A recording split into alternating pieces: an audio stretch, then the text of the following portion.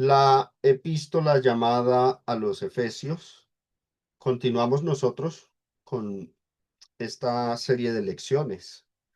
En nuestra lección anterior culminamos la primera gran sección de esta carta que va desde las palabras de Pablo, desde el verso 3, que entra ya en temática, hasta el versículo 14, donde Pablo nos reveló todo el diseño eterno de Dios, la elección en Cristo, la redención por su sangre, el sellamiento con el Espíritu Santo como arras de nuestra herencia hasta la redención final. Todo eso lo hemos visto y se desarrolló en esas líneas. Comprendimos nosotros que ese sello no fue una experiencia emocional, subjetiva, para cada individuo de toda época, ¿no?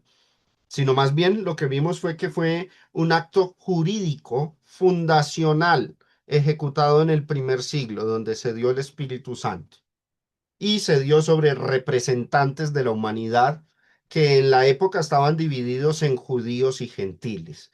Y así se garantizó la validez del nuevo pacto para toda la Iglesia Universal. Ahora, hoy en esta lección vamos a avanzar desde los versículos del 15 al 20. Efesios capítulo 1, del 15 al 20. Hoy vamos a avanzar un poco más rápido y vamos a ver que el apóstol cambia ya el tono, deja a un lado la exposición doctrinal directa para entrar a hacer una oración, hace una oración de acción de gracias, intercediendo por los cristianos de su generación, de su época. Ahora también vamos a reforzar lo que establecimos en la lección número 1, cuando dice que escribió a los santos y fieles que están en Cristo, y pues los manuscritos tardíos dicen en Éfeso. Entonces vamos a ver que se dirigió realmente fue mayormente a toda la iglesia en general, particularmente a los santos que estaban en Asia. Y Pablo ahí nos muestra que la iglesia de la que habla es la iglesia universal, el cuerpo pleno, el cuerpo de Cristo, que es la encargada de manifestar la plenitud de Cristo en toda esta nueva dispensación que llamamos nosotros la edad de Cristo o la era de la iglesia. Entonces, mis hermanos, leamos las líneas que vamos a estudiar en esta noche.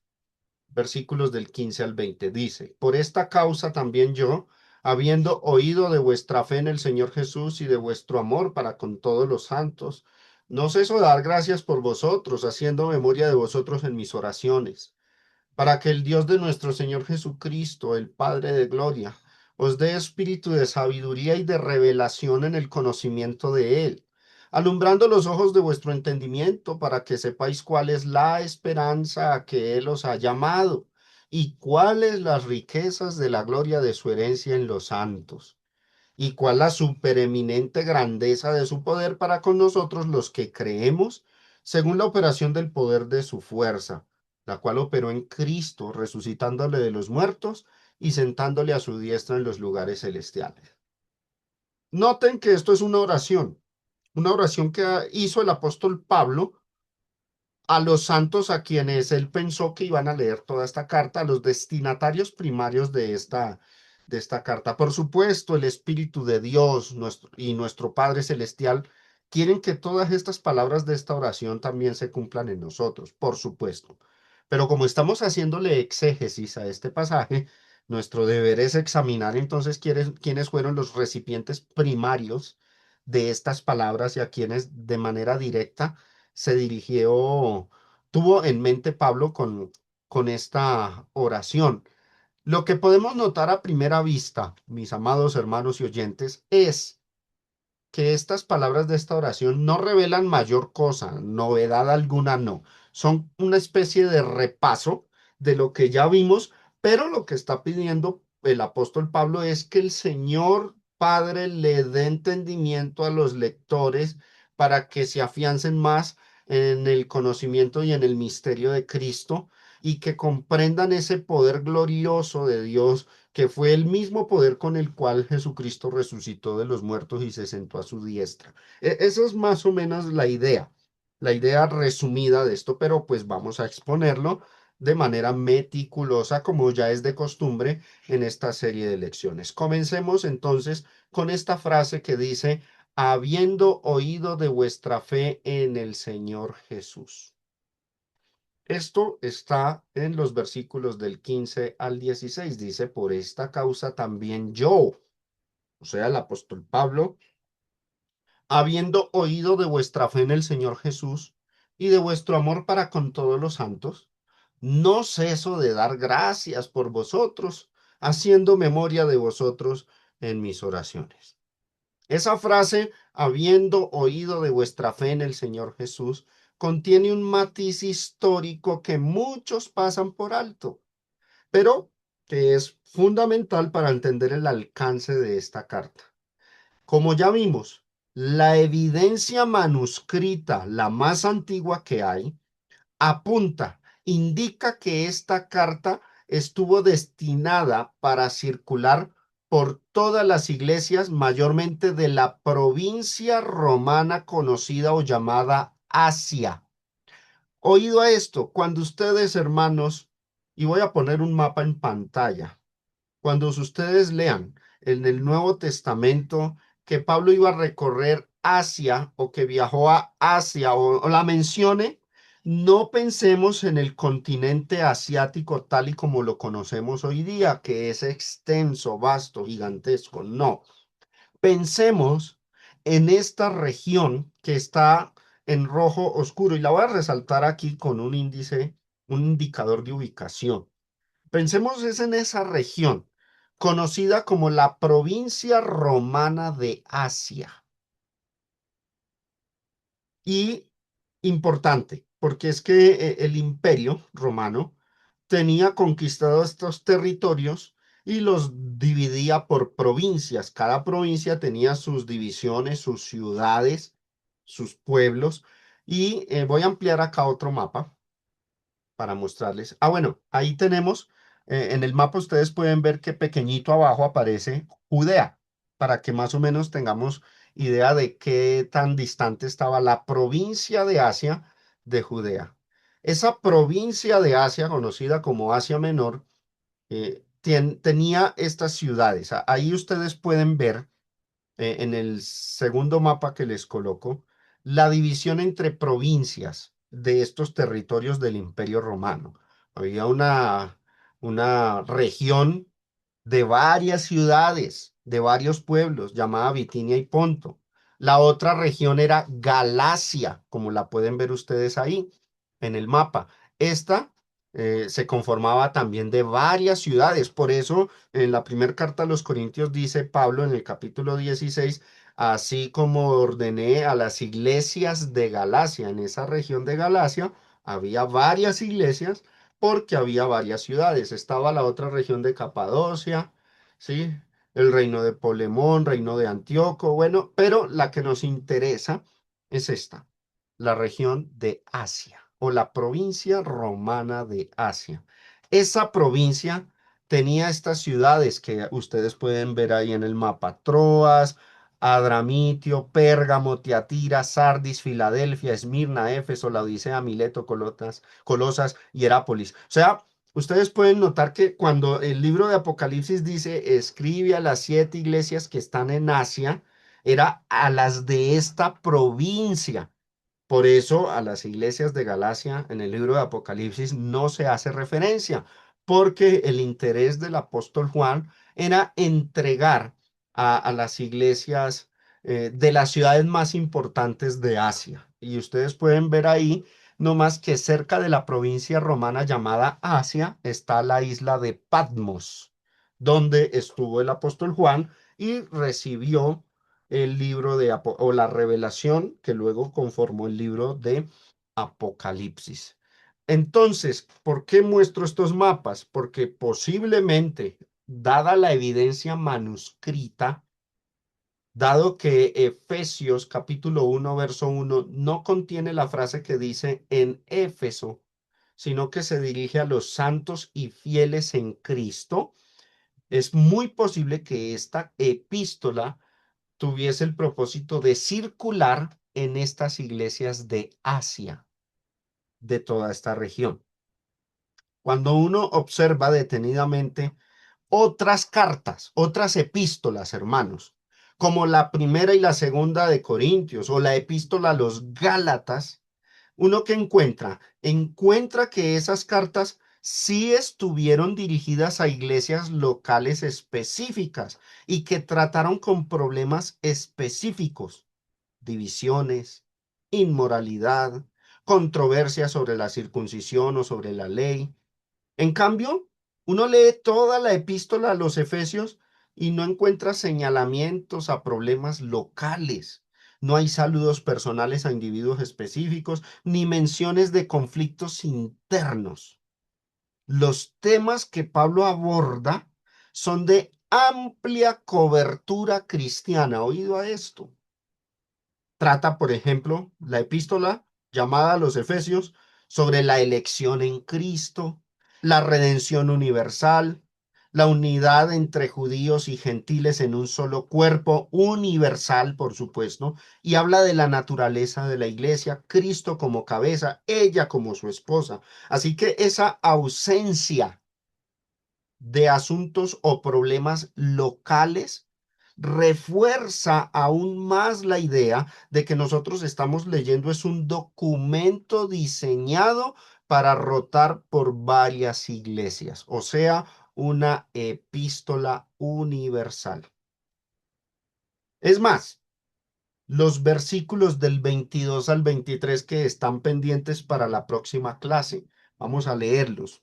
Y sometió todas las cosas bajo sus pies y lo dio por cabeza sobre todas las cosas a la iglesia. Pregunta, ¿en qué magnitud se refiere Pablo aquí a la iglesia?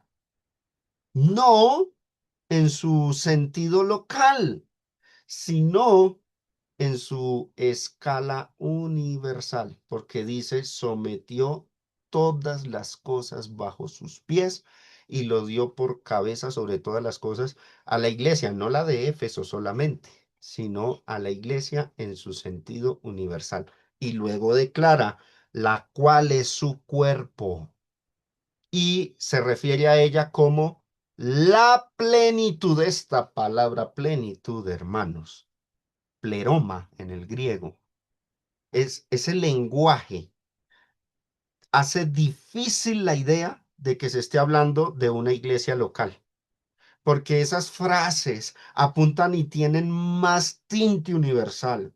Si la carta fuera estrictamente a una iglesia local, la afirmación de que Cristo es cabeza sobre todas las cosas para la iglesia tendría un alcance limitado, solo con la iglesia de Éfeso, pero al entenderla como una carta circular o epístola universal, vemos que Pablo está estableciendo la identidad global de todo el pueblo de Dios. Dejando a un lado este repaso sobre el foco, los recipientes de esta epístola, pasemos a hablar de la siguiente frase: os dé espíritu de sabiduría. Pablo oraba a Dios y escribe esa oración en la epístola, paréntesis, porque me acordé de alguna vez un hermano me preguntó, hermano, si yo cojo una oración y la escribo, peco, ¿estaré mal? ¿Está mal escribir la oración? Uno no puede de pronto hacer una oración y dejarla escrita. Bueno, aquí tenemos una oración escrita en Efesios capítulo 1. Cierro paréntesis. La oración de Pablo para que Dios les diera espíritu de sabiduría. Miremos lo que dice el verso 17, para que el Dios de nuestro Señor Jesucristo, el Padre de gloria, os dé espíritu de sabiduría y de revelación en el conocimiento de Dios. Esa petición, esa palabra os dé espíritu de sabiduría, en el idioma griego, la frase de espíritu de sabiduría es esta: neuma sofías. Neuma filosofías.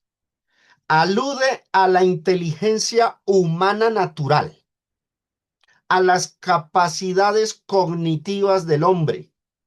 Esas, Pablo está pidiendo en oración que Dios el Padre las despierte, las intensifique.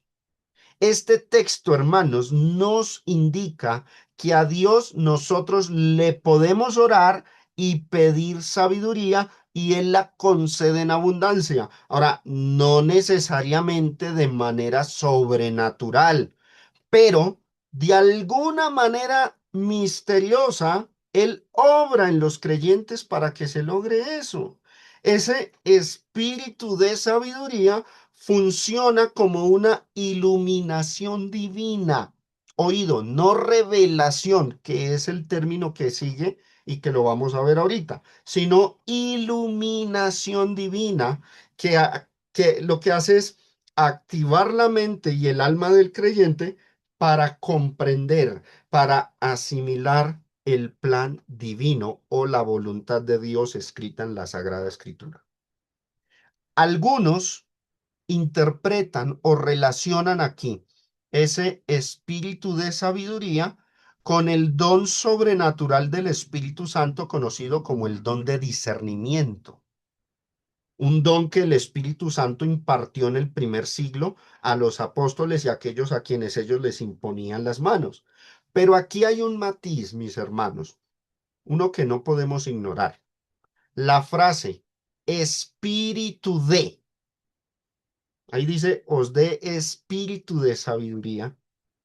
Sí, puede aludir en algunos contextos a dones milagrosos, pero también, hermanos, en otros contextos, significa o alude a las cualidades del ser humano que Dios intensifica. Entonces, es importante eso, ¿sí? No, no es que solamente apunte a las cualidades del ser humano, también puede apuntar a dones sobrenaturales, pero es que dependiendo del contexto en el que se encuentre, así se debe interpretar. La pregunta que nos hacemos es, ¿cómo sucede en este pasaje de Efesios 1:17?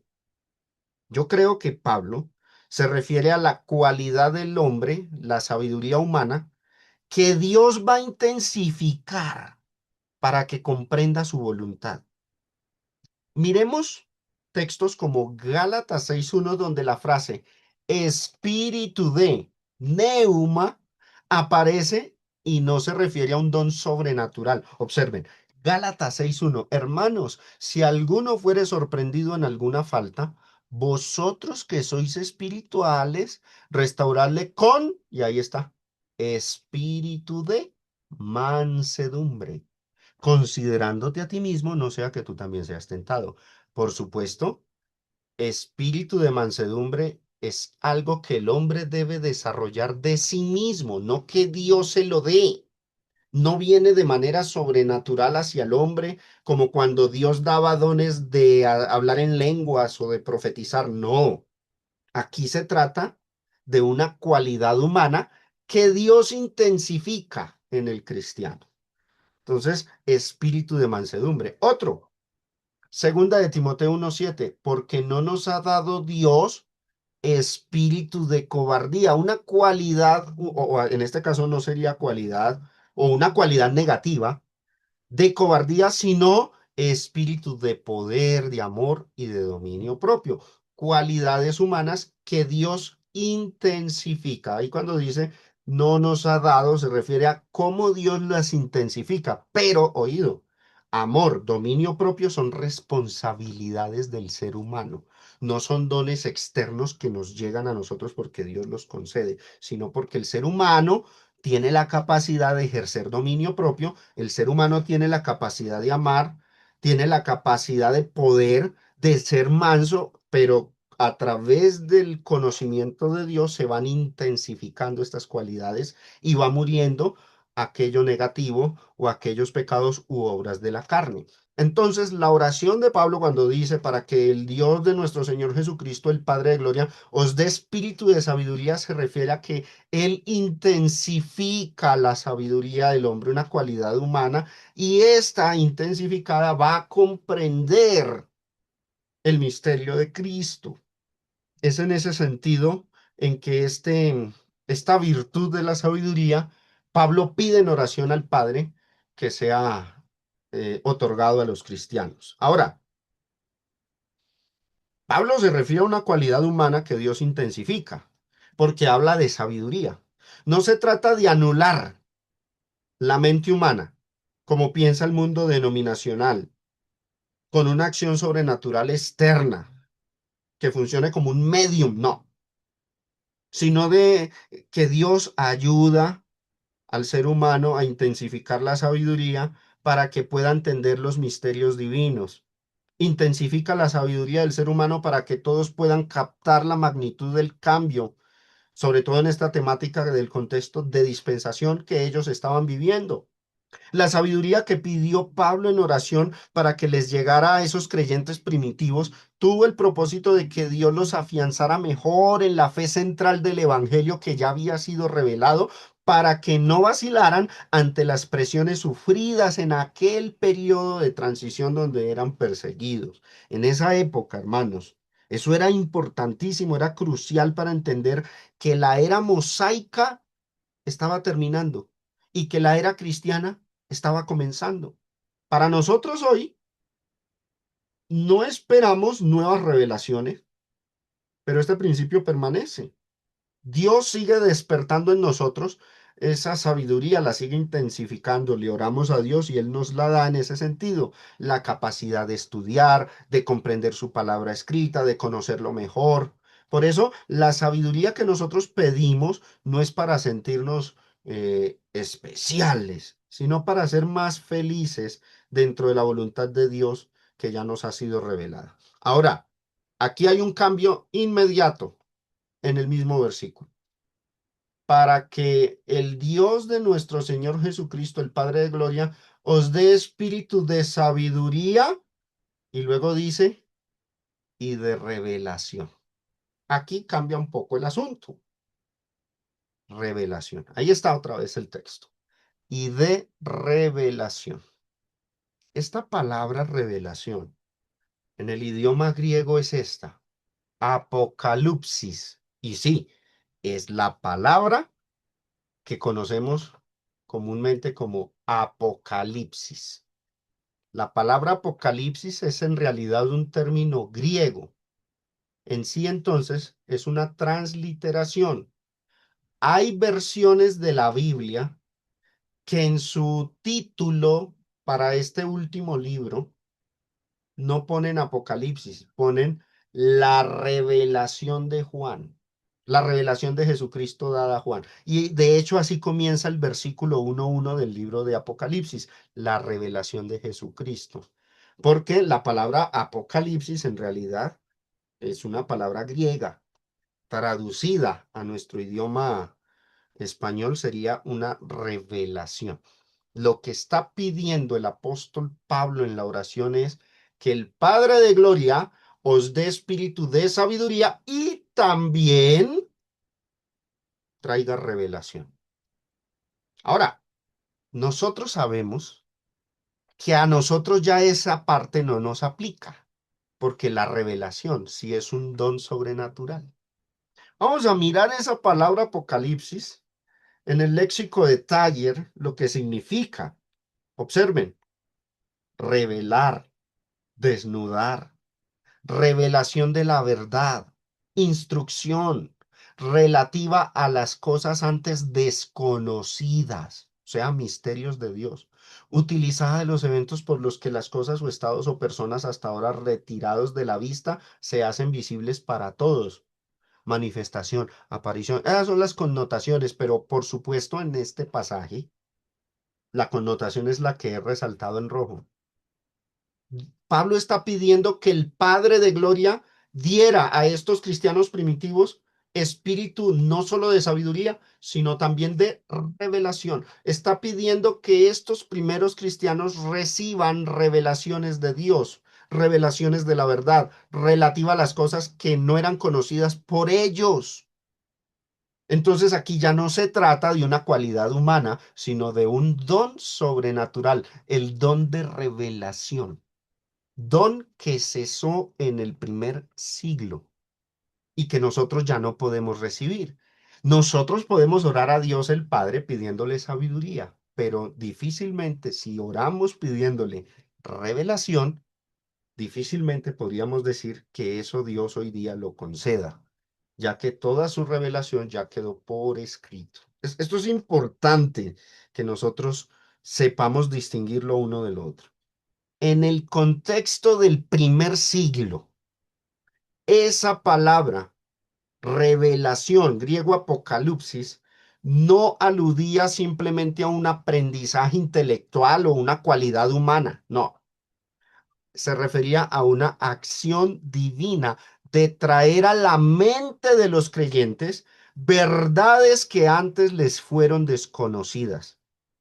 Esto implica que Dios daba nuevas revelaciones directas y en segunda instancia también revelaba explicaciones teológicas sobre cosas del Antiguo Testamento que antes permanecían en sombra o en misterio. Es decir, esos textos del Antiguo Testamento que los leían y no los entendían porque contenían misterios no revelados, ahora en la generación de Pablo estaban siendo reveladas a los cristianos y Pablo hacía una oración, hace una oración en Efesios para que a esos cristianos primitivos no solamente Dios les dé espíritu de sabiduría, sino que también les conceda el don de revelación.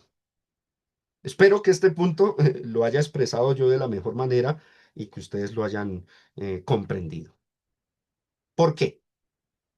Porque era necesario que pidiera Pablo ese don de revelación. Bueno, estamos ubicados, y aquí es donde vuelvo y reitero, mis hermanos, la Biblia no es para leerse siempre en nuestro tiempo presente, año 2026, no.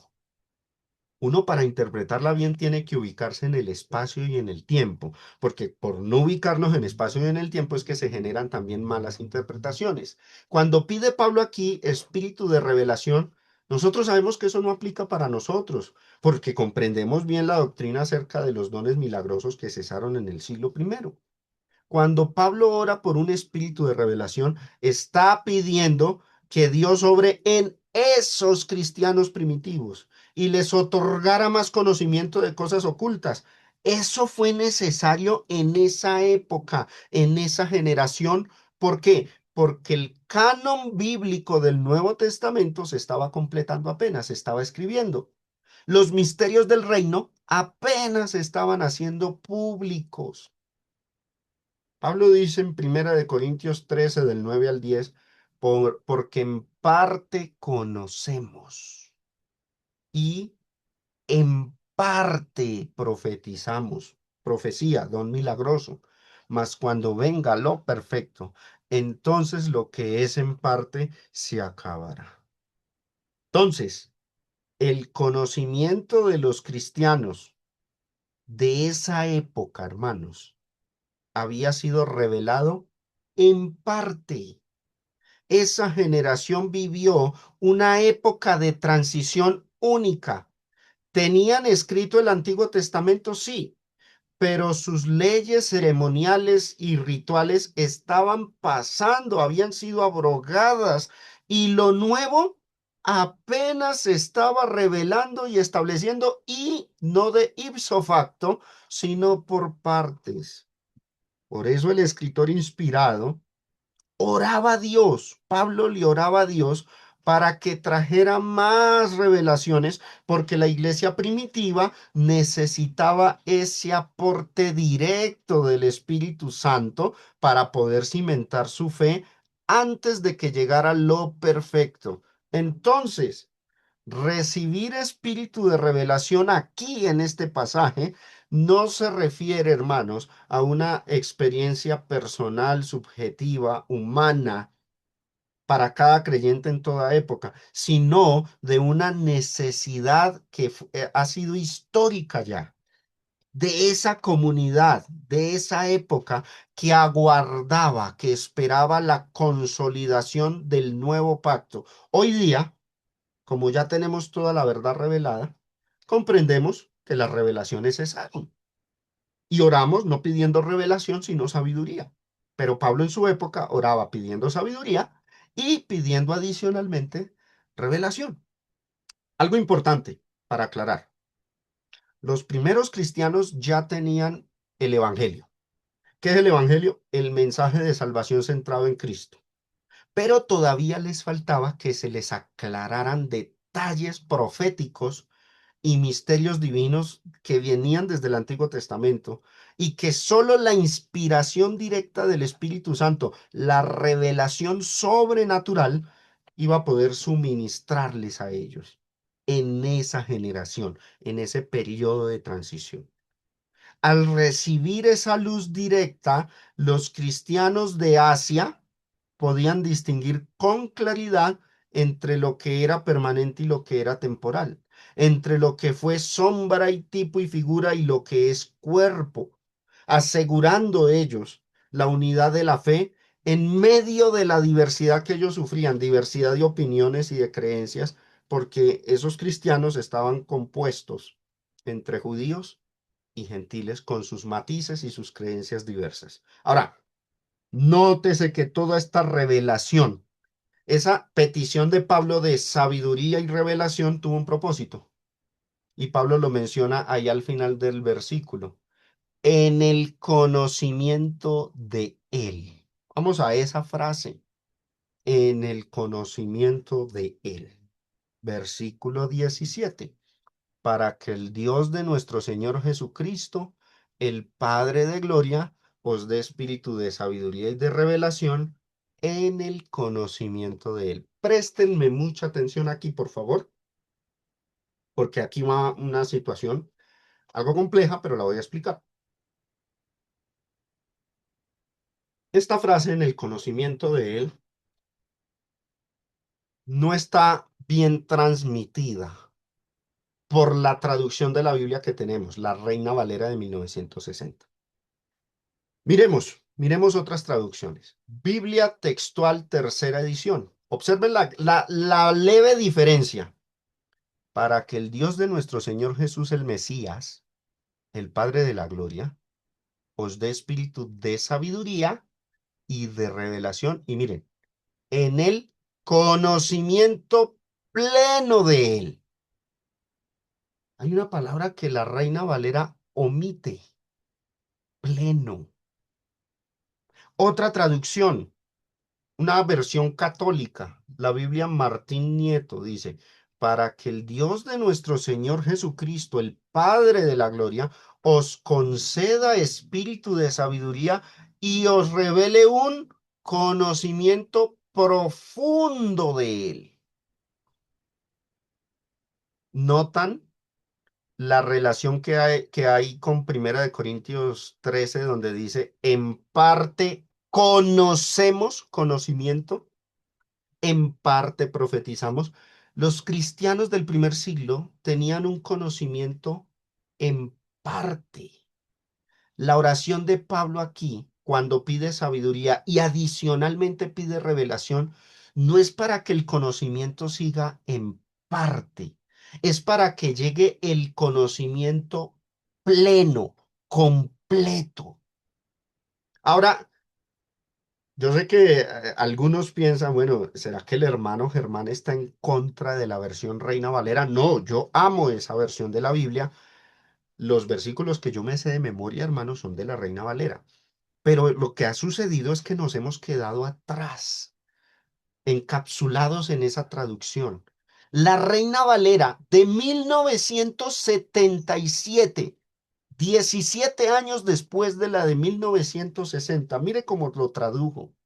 Para que el Dios de nuestro Señor Jesucristo, el Padre de gloria, os dé espíritu de sabiduría y de revelación en el conocimiento pleno de Él.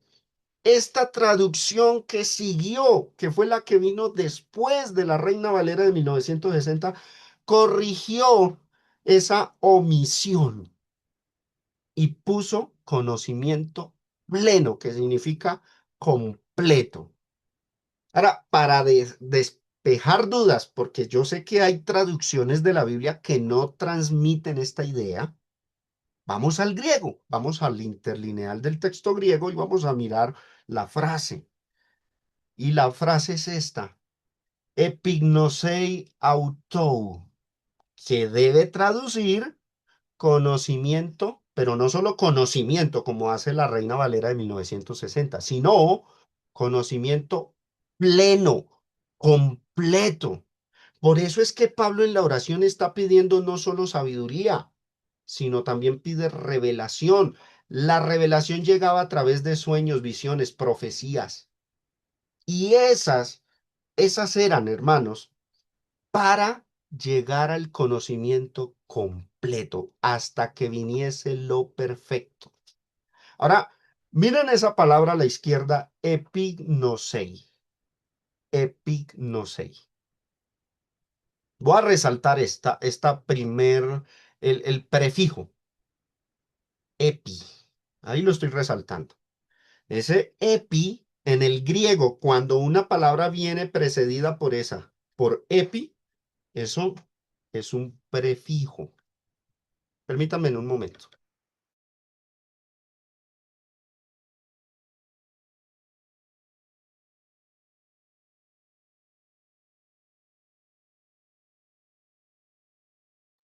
Qué pena que se me abrió aquí una ventana.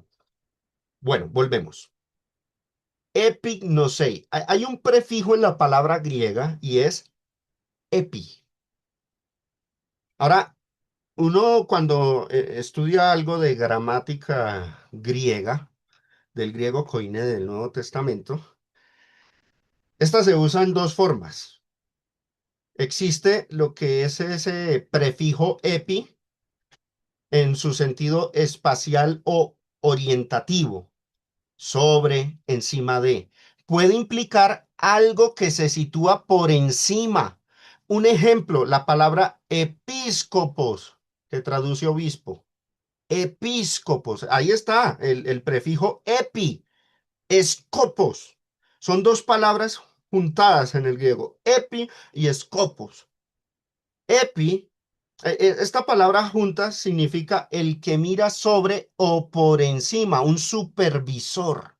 Otro ejemplo, la palabra griega epígrafo, que aparece en Lucas 23:38, dice, había también sobre él un título escrito. Noten, esta frase, sobre él, un título escrito, esa frase larga, completa, sobre él, un título escrito, en el griego es epígrafo. Grafo de escrito y epi, sobre. Entonces, en ese sentido se usa ese prefijo, pero hay otro sentido, un sentido direccional o orientativo, hacia, sobre. Indica acción dirigida hacia algo, lo que puede dar la idea de alcance o extensión. Un epi intensificador aumentativo, que le da más fuerza, como significara algo grandísimo. De ahí viene la palabra épico. Añade fuerza o plenitud a la raíz. Aquí es donde aparece la idea de más amplio o más profundo. Y esa es la palabra epignosei, que es la que está en Efesios 1:17, que debe traducir un conocimiento más pleno o completo. Ahora, observen otra vez la palabra epignosei en letra azul arriba, porque el epi es simplemente un prefijo y el verbo es este, nosei, que viene de gnosis, que significa conocimiento. Entonces, cuando esa palabra gnosis viene por el prefijo, acompañada del prefijo epi, significa no solamente conocimiento, y ahí es donde falló la traducción Reina Valera, sino un conocimiento pleno, amplio, completo, y hacen bien las otras traducciones que así lo han puesto, incluyendo la misma Reina Valera, pero de 1977. Espero que esta explicación, mis hermanos, abra mucho el entendimiento de todos ustedes que me oyen y que pues ustedes verifiquen la información que les estoy brindando, que no solamente lo crean porque yo lo expongo, sino que ustedes se pongan en la tarea de investigar y confirmar lo que yo les digo. Pasamos a la siguiente línea, que dice, alumbrando los ojos de vuestro entendimiento. Bueno, quiero regresarme aquí porque se me pasó por alto un punto. Epignosei. Pablo, hermanos, cuando está orando, porque esto es parte de esa oración de Pablo, que pide que Dios les dé espíritu de sabiduría y de revelación en el conocimiento pleno de Él, apunta, oído, en el contexto del primer siglo. ¿A qué alude? A las operaciones directas del Espíritu Santo mediante dones sobrenaturales como el de revelación. Y el de revelación traía consigo sueños, visiones y profecías. Palabra de sabiduría, palabra de ciencia, profecía, sueños, visiones. Esos dones están descritos en 1 Corintios 12. Esos dones sobrenaturales eran herramientas para comprender la plena revelación de Dios que nosotros hoy día ya la tenemos escrita ahí en las páginas del Nuevo Testamento. En esos días de transición, en esa generación entre los dos pactos, me refiero al año 33 cuando Cristo asciende al cielo hasta el año 70, la destrucción de Jerusalén. Los creyentes necesitaban, hermanos, revelación directa del Espíritu Santo para poder discernir y conocer que el sistema antiguo, la vieja dispensación estaba llegando a su fin. Necesitaban eso para comprender el significado de muchas de las profecías del Antiguo Testamento, muchos de los escritos allí que estaban en misterio, ocultos. También para comprender que el misterio de Cristo ya estaba empezando a inaugurarse, a establecerse. El Espíritu Santo obró así mediante esas manifestaciones sobrenaturales. ¿Y qué hacía? En lo que ellos desconocían o ignoraban o habían tergiversado, les iba quitando el velo. La palabra apocalipsis etimológicamente significa eso, quitar el velo. De hecho, 2 Corintios capítulo 3, cuando habla de la abolición del ministerio escrito en tablas de piedra, dice que los que no aceptan el nuevo pacto es porque tienen un velo, el cual por Cristo es quitado. Y siempre que se refiere a quitar velo, se refería a abolir el judaísmo, a quitarlo de la mente. Por eso yo aquí doy un dato. Yo interpreto el libro de Apocalipsis como una profecía que alude a la destrucción del templo de Jerusalén. Ahora, ahorita sí pasemos a esto. Alumbrando los ojos de vuestro entendimiento. Eso lo leemos desde el 18 hasta el 20. Alumbrando, verso 18, alumbrando los ojos de vuestro entendimiento para que sepáis cuál es la esperanza a que Él os ha llamado y cuáles las riquezas de la gloria de su herencia en los santos y cuál la supereminente grandeza de su poder para con nosotros los que creemos, según la operación del poder de su fuerza, la cual operó en Cristo resucitándole de los muertos y sentándole a su diestra en los lugares celestiales. Oído, esto no requiere mayor interpretación. Considero que es algo muy claro. De hecho, estas líneas son una confirmación o repaso de lo que ya Pablo había dicho en las primeras, en los versículos del 3 al 14. La oración de Pablo es que Dios les diera sabiduría y les trajera revelaciones para tener el pleno conocimiento de su voluntad, o sea, toda su voluntad ya revelada por completo y así alumbrar a los ojos de su entendimiento, supieran cuál es la esperanza, o sea, todo lo que ya nosotros hemos visto. Por eso no vamos a gastar mucho tiempo en estos versículos, porque pues ya los hemos, digamos, de cierta forma estudiado en las lecciones anteriores. Quiero, para tener claridad sobre estas líneas, porque este lenguaje de la Reina Valera de 1960 es un español ya muy antiguo, quiero que lo leamos en una traducción más moderna, la Nueva Traducción Viviente. Esos mismos versículos, del 18 al 20, dice, pido también que les sean iluminados los ojos del corazón para que sepan a qué esperanza Él los ha llamado, cuál es la riqueza de su gloriosa herencia entre los santos y cuán incomparable es la grandeza de su poder a favor de los que creemos. Ese poder es la fuerza grandiosa y eficaz que Dios ejerció en Cristo cuando lo resucitó de entre los muertos y lo sentó a su derecha en las regiones celestiales. Creo que pues de todas maneras, como está escrito en la Reina Valera, es entendible, pero esta traducción como que transmite mejor el significado, el sentido de las palabras, puesto que nosotros ya estamos formados en un español mucho más moderno. Recordemos lo que vimos en lecciones anteriores, hermanos. La frase en los celestiales alude a asuntos de origen divino. Ahora aquí, Pablo está empleando lenguaje figurado, oído acá. En estas líneas hay lenguaje figurado. Por ejemplo, voy a resaltar ahí del verso 20, observen ustedes en pantalla el verso 20, que habla de Cristo resucitado de los muertos, dice, y sentándole. Ese término sentar, que en el griego es katizo, se usa aquí en sentido figurado. O sea, eh, este término en el lenguaje judío, y oído acá, porque hermanos, a partir de ahora en nuestro estudio sobre la carta a los Efesios vamos a tener la necesidad de conocer mejor marcos culturales judíos, sobre todo ese lenguaje de ellos, el lenguaje teológico que ellos usaban, porque mucho de eso depende de que entendamos esta carta y los escritos de todo el Nuevo Testamento, los 27 escritos del Nuevo Testamento. Hay mucho de marco judío, marco cultural judío, que si nosotros lo desconocemos, vamos a malentender la Sagrada Escritura. El término sentarse, no pensemos, cuando leamos eso, no imaginemos que literalmente allá en el cielo hay una silla y que Cristo en todos estos 2000 años ha estado allá sentado. 2000 años sentado. No. Esto es lenguaje simbólico. Por supuesto, el término griego katizo se usa para hablar de sentarse en un sentido literal en muchos contextos, pero aquí es un contexto que apunta más a lo simbólico y el sentido figurado es de recibir autoridad.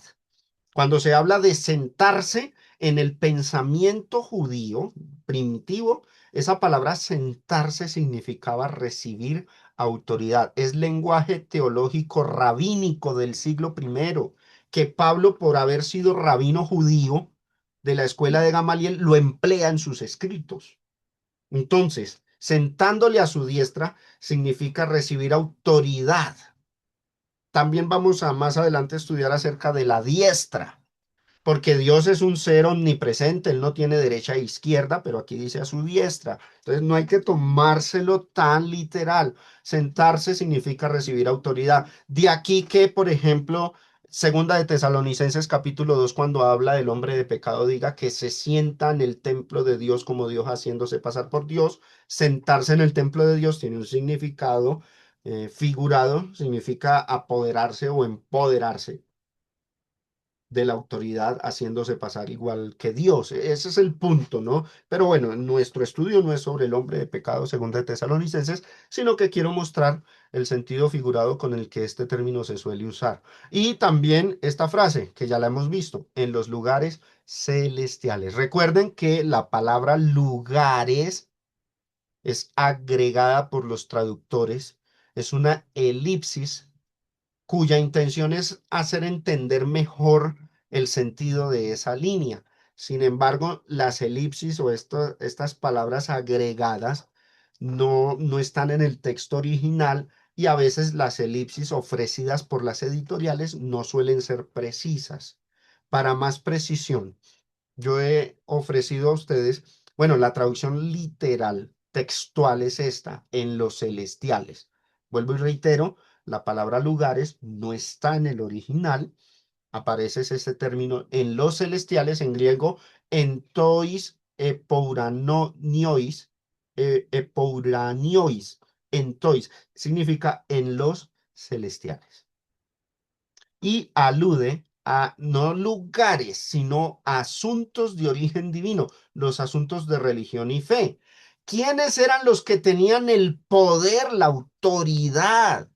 Los que estaban sentados, entre comillas, o ejerciendo el poder religioso en la vieja dispensación, los que determinaban quiénes sí estaban relacionados o en comunión con Dios y los que no, los judíos, especialmente los sacerdotes. Ellos eran los líderes, los que tenían, los que estaban sentados sobre esos asuntos celestiales o asuntos espirituales. Ellos eran los que hacían mediación a través de sacrificios. Ellos eran los que declaraban inmundo a alguien o decían, no, este sí está apto para adorar, este no está apto, este se tiene que circuncidar, este no, etcétera. Ellos eran los líderes en ese sentido. Pero ahora que está acabando esa dispensación, Pablo está diciendo que Dios asentado a Cristo a su diestra en los asuntos de origen divino, en los asuntos de religión y fe. O sea, Jesucristo es la máxima autoridad en religión. Ahora, esa declaración, ¿qué indica? Porque estas, hermanos, a veces no vemos lo poderosa que son ciertas declaraciones de la Biblia. Cuando es que alcanzáramos a ver la magnitud, ¿no? Pero voy a tratar de transmitirla. Cuando está diciendo, en los asuntos de religión antes los que mandaban eran los judíos. Ellos tenían autoridad para determinar quiénes sí y quiénes no estaban relacionados con Dios, quiénes estaban bien y quiénes estaban mal. Ahora, el que tiene esa autoridad es Cristo. Dios les quitó a ellos esa autoridad y se la dio a Cristo. Lo sentó a su diestra en los celestiales, o sea, en los asuntos de origen divino, los asuntos de religión y fe. Cristo es la máxima autoridad. Eso, hermano, ¿sabe qué significa? Dios está descartando cualquier otra religión fuera del cristianismo. La máxima autoridad del Dios verdadero, del Dios del cielo, en los asuntos de religión, la que él puso es Cristo. Por lo tanto, el hinduismo está por fuera. El islamismo está por fuera. El judaísmo moderno está por fuera, porque no reconocen a aquel a quien Dios le dio toda autoridad. La religión del Dios verdadero es el cristianismo. Esa declaración tuvo ese sentido en el siglo primero, mis hermanos. Cuando Pablo dijo esto, eso tuvo mucho peso. ¿Por qué? Porque el mundo primitivo, el mundo de Pablo, su época, su generación, estaba sumergido en dos religiones. Primera, judaísmo. Pero el judaísmo, aunque creía en el Dios verdadero, estaba rechazando a esa persona que ese Dios verdadero había puesto como autoridad. O sea, el judaísmo de los tiempos de Pablo estaba con el Dios verdadero, pero sin la aclaración del misterio de que Jesucristo es el Mesías y Salvador. Ese misterio lo vinieron a revelar los apóstoles. Pero qué hizo la mayoría del pueblo judío? Rechazó que Jesucristo fuera el Mesías, rechazó que Jesús fuera el Salvador y por eso chocaba la declaración de Pablo. Cuando Pablo dijo es que a Cristo Dios, a Jesucristo Dios lo sentó a su diestra, el judío entendía, ¿cómo así? ¿Qué es lo que está diciendo? Está diciendo que él es la máxima autoridad. ¿Por qué se rasgó las vestiduras Caifás? Porque cuando le preguntó bajo conjuro, dime si tú eres el Hijo de Dios, el Mesías, el Hijo del Dios viviente, decláramelo, te conjuro, te pongo bajo juramento. Y le dice, tú lo has dicho y desde ahora en adelante van a ver ustedes, los del Sanedrín, al Hijo del Hombre sentado a la diestra de Dios y viniendo en las nubes del cielo. Este hombre se rasgó las vestiduras porque ellos no aceptaban que Jesucristo, el Hijo de José y María, fuera ese Mesías y Salvador. Pero aquí Pablo está dando una declaración poderosa, hermanos. Y por otro lado, el mundo de Pablo, esa época, aparte de la religión judía, estaba sumergido en el paganismo, con su politeísmo, creencia en muchos dioses y por ende había muchas religiones, pero aquí está diciéndole Pablo a judíos y a gentiles en esta carta, les está diciendo, Cristo está sentado a la diestra de Dios en los celestiales. O sea, Él tiene la autoridad en religión. Él es la máxima autoridad en este. Pablo, cuando dijo que Cristo era la autoridad, sentándole, vuelvo y repito, porque sentándole significa tener la autoridad a su diestra con el mismo poder de Dios, en los celestiales, en los asuntos de origen divino, en los asuntos de religión y fe, está acabando con toda religión que esté fuera del cristianismo. Pablo está diciéndole al mundo entero de esa época y a nosotros también, pero hablando exegéticamente dentro de este contexto de la carta, Pablo le estaba diciendo al mundo entero de la época, judíos y gentiles, que la religión del Dios verdadero, el verdadero Dios, el creador del universo, la religión que Dios trae al mundo, se centra en la persona de Jesucristo, descartando así cualquier religión que pretenda poner otra autoridad distinta. En la época de Pablo, eso chocó con la parte endurecida del judaísmo que, aunque creía en Dios, y profesaban la ley, rechazaron a la persona de Jesús y no lo aceptaron como el Señor y Mesías. Y también chocó con todo el paganismo que profesaba fe en muchos dioses. Hoy día sigue chocando contra cualquier religión cuya fe no se centre en la persona de Jesucristo.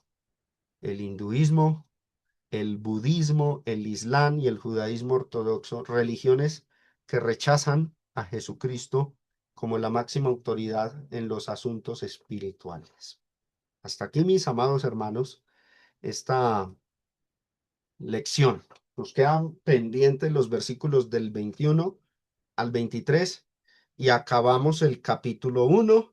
Así que esos versículos los vamos a ver en nuestra próxima lección y después de esa lección haremos un repaso de todo el capítulo 1, dándole una aplicación más actual diseñada para nosotros los cristianos del siglo XXI. Muchas gracias por toda la atención que me prestaron. Que el Todopoderoso les bendiga y les fortalezca.